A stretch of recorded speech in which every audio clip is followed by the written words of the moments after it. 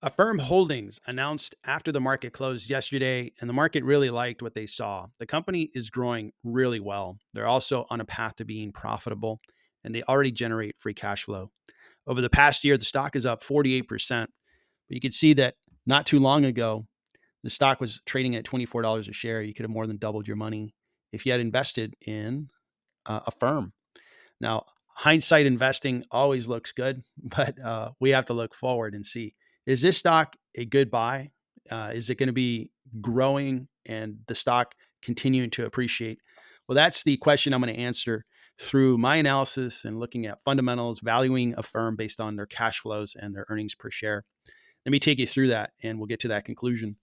So the market cap of the company is 19 billion. It should be uh, quite a bit more after the market opens, and it should be valued at around 21 to 22 billion dollars per share. The company is a buy according to analysts. It's fairly priced at the current stock price of $61.75. The company's been doing a great job growing. The revenue growth is 46%. That is excellent. And the whole commonality and comfort with this type of financing is really taking hold. It's being accepted in more places. Affirm has a partnership with Visa. There's a lot of things that are really accepting of this model in the marketplace, which is very, very good for the company. So the growth is excellent. The cash flow is okay. It's not breaking any records, but the cash flow is good. It's always tricky to forecast cash flow with a company like this because they can really surprise me. And I'm looking at a $613 million most recent year annual cash flow, or I should say the trailing 12 months. And but this company could, you know, surprise me to the downside, and they may come in with some cash down to 300 million, or it could surprise me to the upside and come in with a far better free cash flow. So it's always tricky to do forecasting for a company like this that's young and doesn't have a proven record. Previously, they were at negative cash and have done a nice job to get themselves into a positive cash flow. I have to give them that much. The gross margin looks good for this type of company. They handle different types of financing, and there's some transaction fees that they get to keep. And then the loans themselves, they'll either carry that debt or they'll sell the debt to somebody who wants to buy it.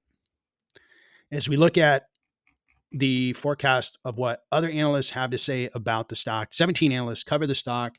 The best case scenario, some analysts believe that it's going to go up to $82 a share. Worst case scenario looks pretty bad, down to $20 a share.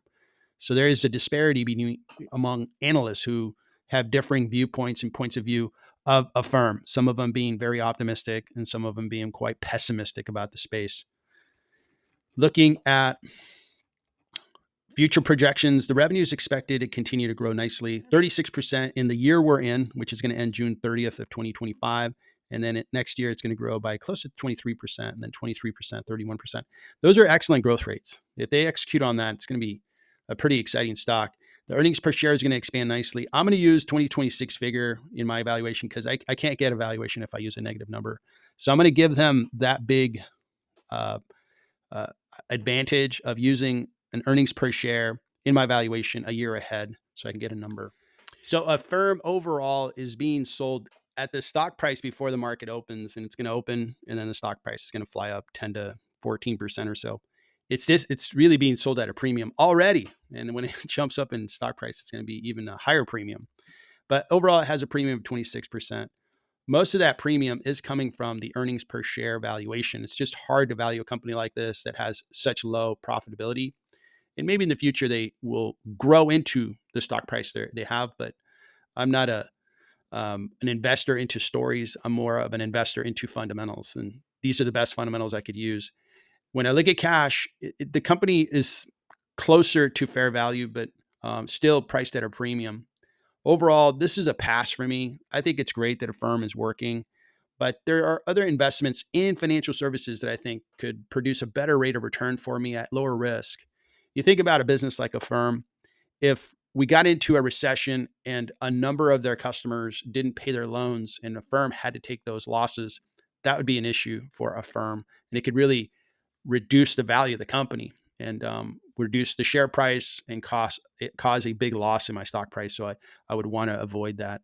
So overall, a firm's going to have an exciting day. I think they deserve it for the revenue growth, But not all revenue is made equal. Some revenue is very profitable, it generates a lot of cash, and some small new companies are not as worthy as others. There's other small companies that I think have a better price to risk to reward ratio that I'd rather invest my capital into. So that's my opinion on Affirm. It's a solid pass. Anybody who owns it, good luck. I hope you make lots of money on it. And I hope you can put a comment on Affirm. Let me know what you think. And I appreciate you watching the video.